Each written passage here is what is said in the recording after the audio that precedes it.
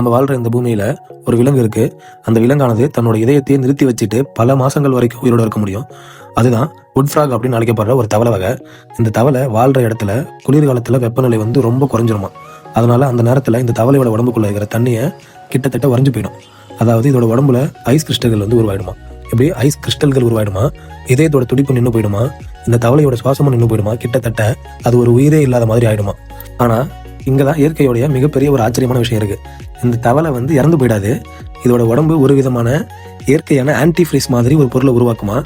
குறிப்பா இதோட ரத்தத்துல அதிக அளவு சர்க்கரையை சேமிச்சு முக்கியமான செல்கள் முழுசா சேதமடையாம பாத்துக்குமா. பல மாதங்கள் கழிச்சு வெப்பநிலை மீண்டும் அதிகமாகும் போது அந்த ஐஸ் மெதுவா உருகும். அப்புறம் இந்த தவளையோட இதய துடிப்பு திரும்ப ஆரம்பிக்கும், சுவாசமும் வர ஆரம்பிக்கும். கொஞ்ச நேரத்துல இந்த தவளை மறுபடியும் உயிரோட நடக்கவே ஆரம்பிச்சிருமா.